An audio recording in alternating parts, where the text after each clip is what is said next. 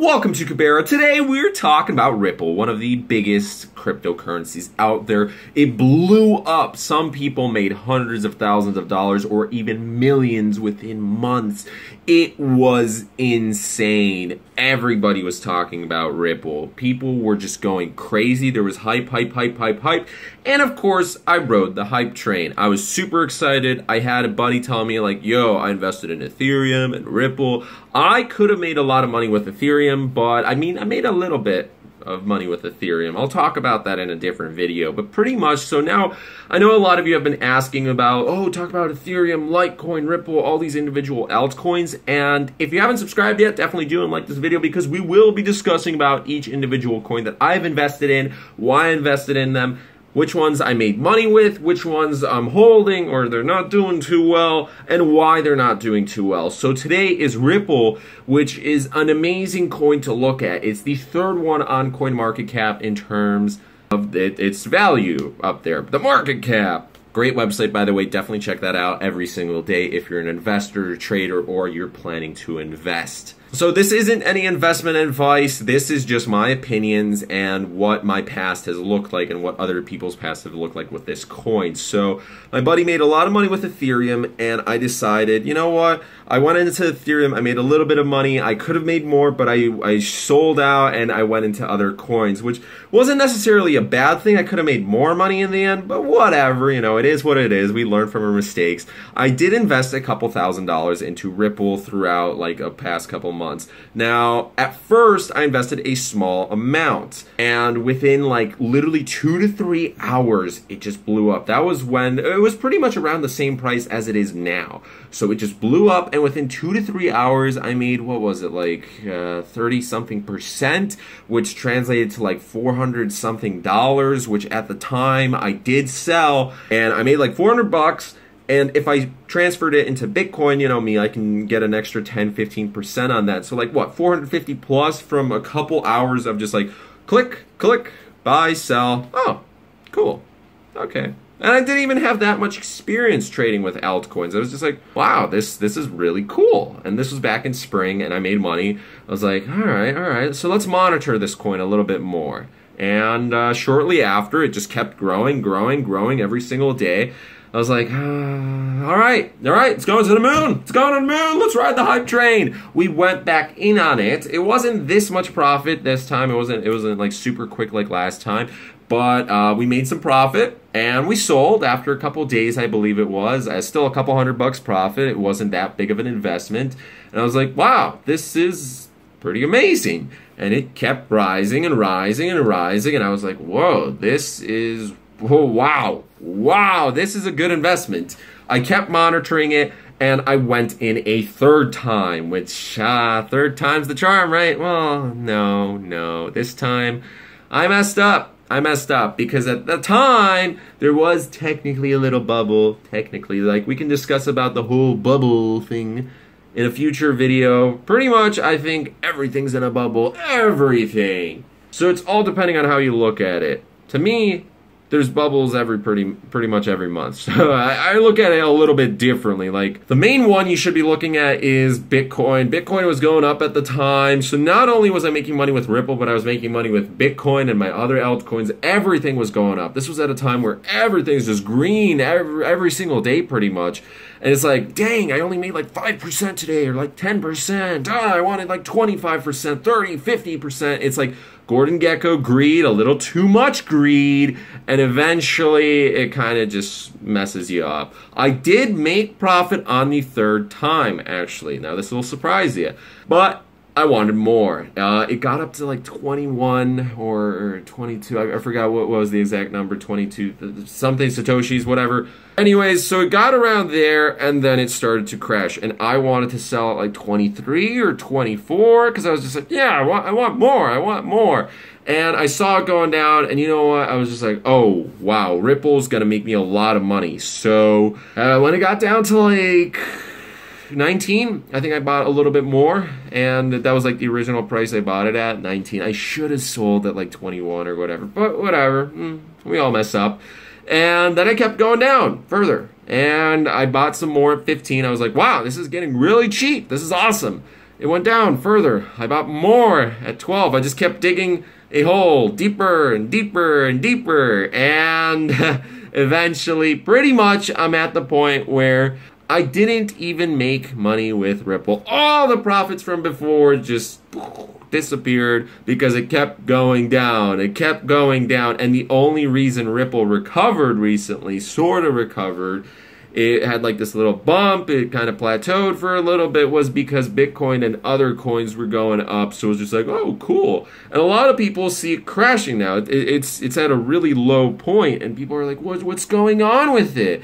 So pretty much what happened is it stabilized. And what a lot of investors got too held up upon was the fact that Ripple and XRP are two different things. Like, they're similar, but they're two different things, okay? So the banks started investing in Ripple, the company, not the actual coin, the technology, not the coin. So you see what's going on? Even though Ripple, the company, has a lot of stuff that's going on, just constant updates, they're working really hard. That's why they're at the top, you know? They have a lot of money and investment and all this. It seems really nice. Long term, it seems like a great hold, okay? But it grew too quickly, and XRP just isn't on the same level as Ripple. They're two different things, so even though there's a lot of good stuff happening on this side, it kind of just goes all over the place. Plus, there's other values associated with it. So let's talk about why Ripple crashed and why technically it could fail, technically. So pretty much we're at the point where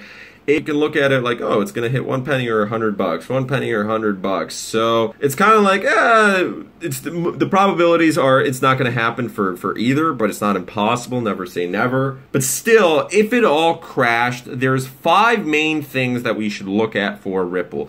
The first and foremost thing that we're going to talk about is the market's irrational banks. So there's the large banks and then there's the smaller banks. If Ripple doesn't get enough smaller banks, if they don't have like thousands of banks and they don't keep getting more and more banks each month or every season, right, then the large banks will get scared. And the banks are irrational. It doesn't matter if they're going to make money. They get scared and they're like, you know what, there's other options out there, because there's always other options out there, which leads us to competition. At the moment, Ripple's doing really nice.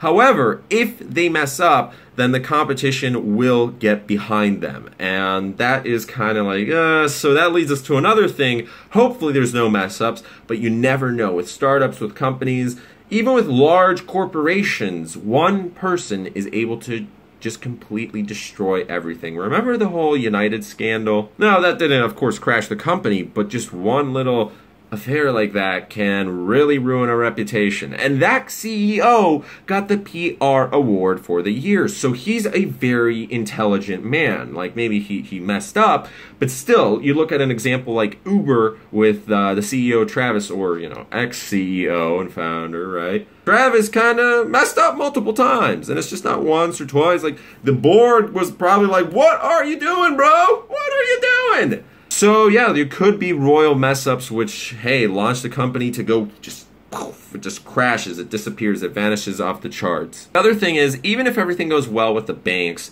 there's an unpredictable market. So sometimes there's irrational buyers, like the investors. There's something that happens with Bitcoin or Litecoin or something just not even associated with Ripple, and boom, it crashes or it goes up. So with all of this stuff, that's why it's so volatile. It could go one way or the other. The biggest thing is government regulations. So if the government does decide to help out Ripple, altcoins, cryptocurrency in general, that's going to be very favorable for a lot of people. If they decide to go against it though, and even if it's not America, even if it's some small country, just one thing can lead to other events. It's like a domino effect. And that really does mess up a lot of things because it's all speculation. So if there's a really heavy government regulations, you know, as with any business, if the government comes in and they're on your side, there's billions of dollars. If they go against you, well, that's a problem. Your business could fizzle out. So we're not sure exactly what's going to happen. However, where it currently is, it's a good spot. Now, am I recommending to invest in it? I recommend you do your research, and it might be a good idea to invest in it. Now, don't judge me on my investments. I have profited quite a lot from cryptocurrencies, and I have made very, very good investment choices. However, I have messed up, as does everybody, okay? I've profited more than I lost, but basically what the problem with me is my ego kind of outgrew me, where I didn't want to sell no matter what. And I was just like, I cannot have any red stocks, cryptocurrencies. I just want to always win. And that mentality messed me up, because I should have just lost like 10% or 20% and had a limit and just sold and made it all back up anyways. But opportunity cost as well. It's not even about the money, it's just about opportunity cost. But hey, stuff happens, you live, you learn, and everything goes back to normal. Now, all the money that because I did eventually sell Ripple and some other cryptocurrencies, which I will discuss, my biggest mistake or something like that. And pretty much I'm making that money up right now because of opportunity cost again. I invested in a cryptocurrency that offers more than just the, riding the tides, the emotional roller coaster ride.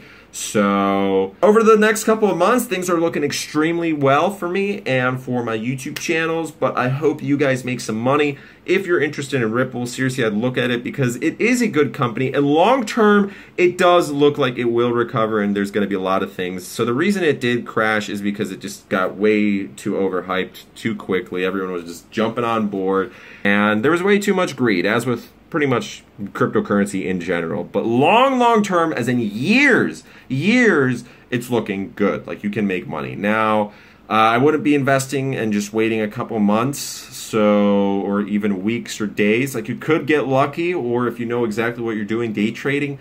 But if you're holding out for a couple years, like, there's risk as with anything, but it seems pretty good. Ripple, Ethereum, Steam it. That's my main thing, Steam it, and I'll talk about that more in the future. But if you enjoy this video, please leave a like, comment, subscribe, share. We shall see you guys back here again tomorrow. Daily video uploads. Thank you for 1,600 subscribers. You guys are amazing. Peace. Hey, living the dream. Woo! Today's comment of the day. Do you make money with cryptocurrency?